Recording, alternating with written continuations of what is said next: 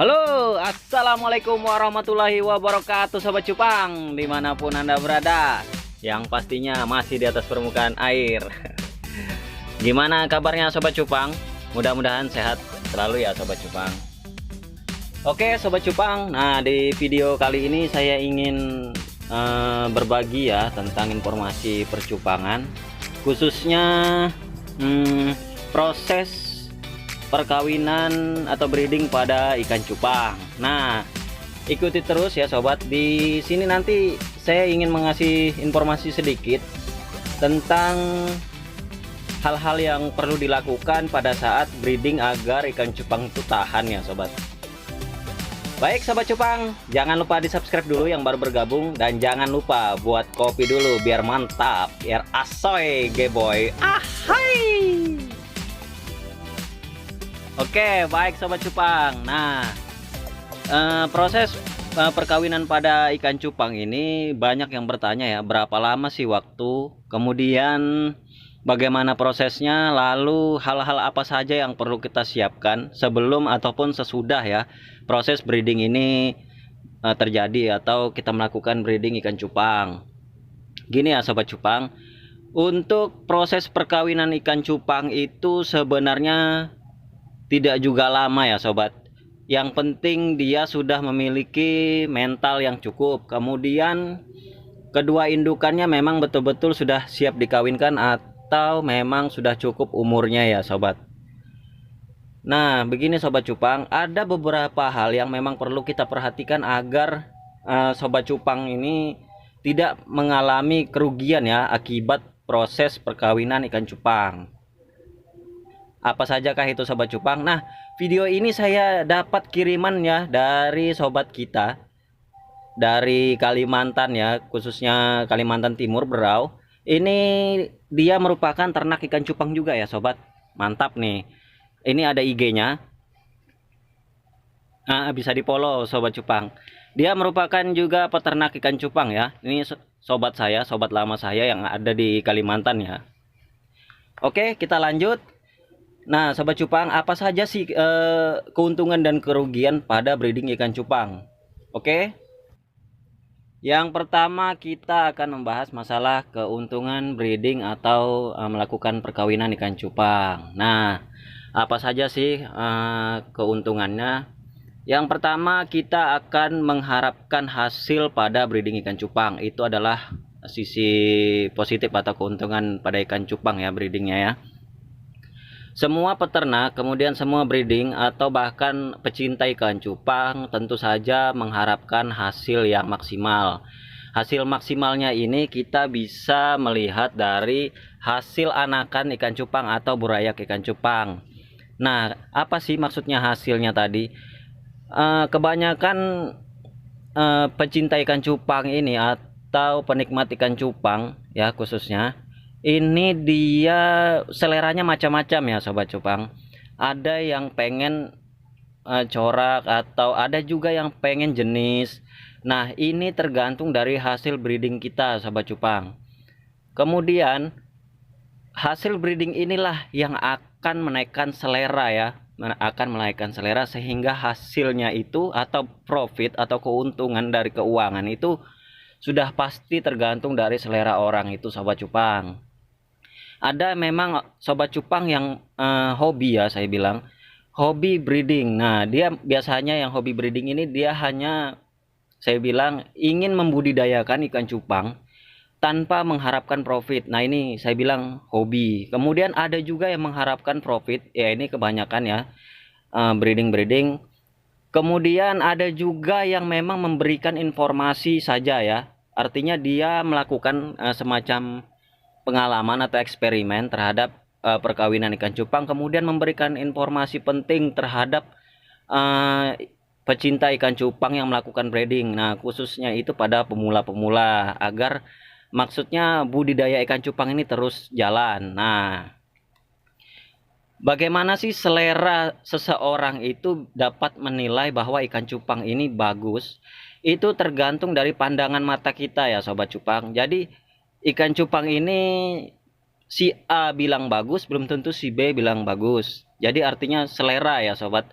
Jadi kadang selera orang itu macam-macam. Ada yang memang mengatakan bahwa ini jelek, itu bagus. Kemudian ada yang mengatakan bahwa sebaliknya itu bagus dan ini jelek. Nah, itu tergantung selera, dan profit yang dihasilkan juga tergantung dari selera si pembeli, sobat cupang. Baik, itu salah satu keuntungan atau sisi positifnya kita breeding ikan cupang ya sobat cupang. Kemudian kita akan membahas dari sisi negatif breeding pada ikan cupang. Nah, khusus untuk sisi negatif atau kerugian pada ikan cupang ini adalah indukan ya sobat cupang. Karena kebanyakan indukan ikan cupang ini jika dia dibreedingkan akan mengalami banyak hal, terutama pada stres, kemudian kelelahan, bahkan yang terakhir adalah kematian. Nah, bagaimana sih cara kita menghindari agar si cupang ini tidak terjadi hal-hal yang demikian? Nah, pada saat kita sebelum melakukan breeding, hal yang perlu kita persiapkan adalah ikan cupangnya memang harus sudah siap ya, mentalnya sudah siap. Artinya memang betul-betul dia sudah siap melakukan perkawinan. Bagaimana kita melihat si ikan cupang ini sudah siap mentalnya? Gampang saja sobat ya. Kita lihatkan saja, artinya dalam proses proses perjodohan ya, itu sudah ketahuan apakah si ikan cupang ini bakalan melakukan breeding atau tidak, atau sudah siap mental atau belum. Nah, ini kita bisa melakukan seperti proses perjodohan. Kemudian yang kedua adalah ikan cupangnya bisa stres. Artinya begini sobat cupang ya, ikan cupang ini stres akibat dari pemeliharaan kita sendiri atau dari lingkungan luar.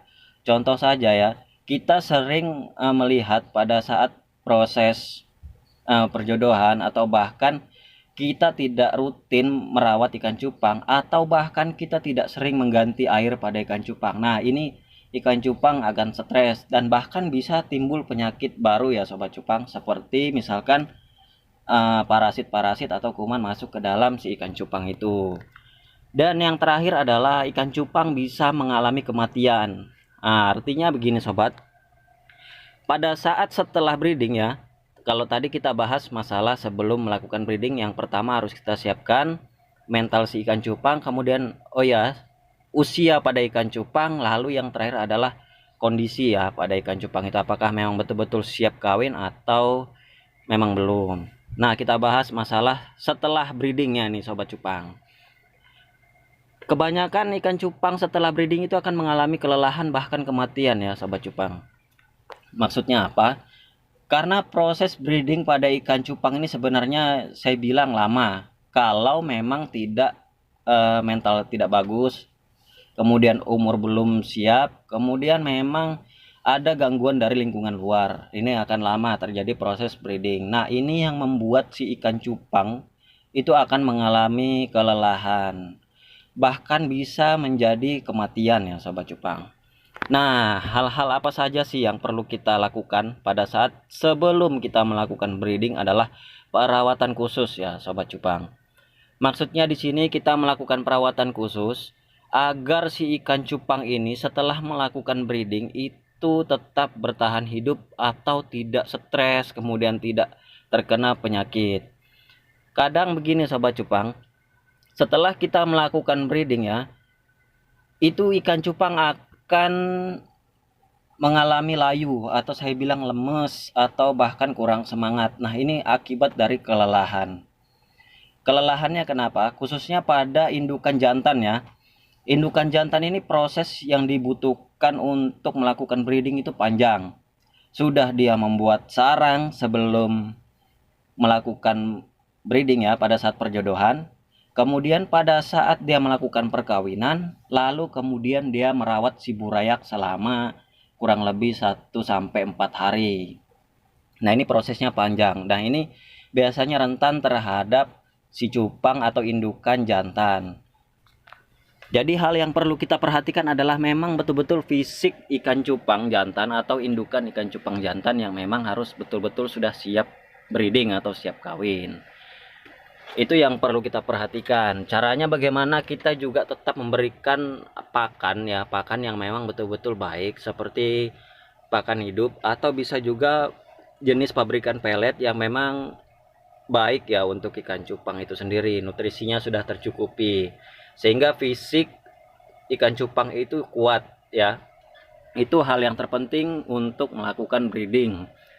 Kemudian adalah lingkungan dari luar agar ikan cupang ini tidak stres. Artinya pada saat kita melakukan pemeliharaan sebelum melakukan breeding, itu tidak ada maksudnya gangguan atau hal-hal lain yang memang membuat ikan cupang ini stres. Nah, kalau memang ikan cupang ini stres, biasanya proses perkawinannya lama ya sobat cupang. Dan ini bisa mengakibatkan ikan cupang lebih lelah lagi dan bahkan bisa sampai mati. Baik sobat cupang, kita lanjut. Nah, jadi apa saja yang perlu kita persiapkan sebelum kita melakukan breeding adalah perawatan ikan cupang yang secara maksimal ya sobat cupang, agar kita tidak mengalami kerugian akibat proses breeding atau perkawinan ikan cupang. Hal-hal yang perlu kita persiapkan diantaranya adalah kita sudah memang betul-betul merawat ikan cupang. Kondisi pada ikan cupang itu sudah betul-betul memiliki mental yang baik, kemudian fisik yang baik, lalu umur indukan yang sudah memang cukup, dan memang si indukan betina sudah betul-betul siap dan full telur atau memang sudah matang telurnya ya sobat cupang.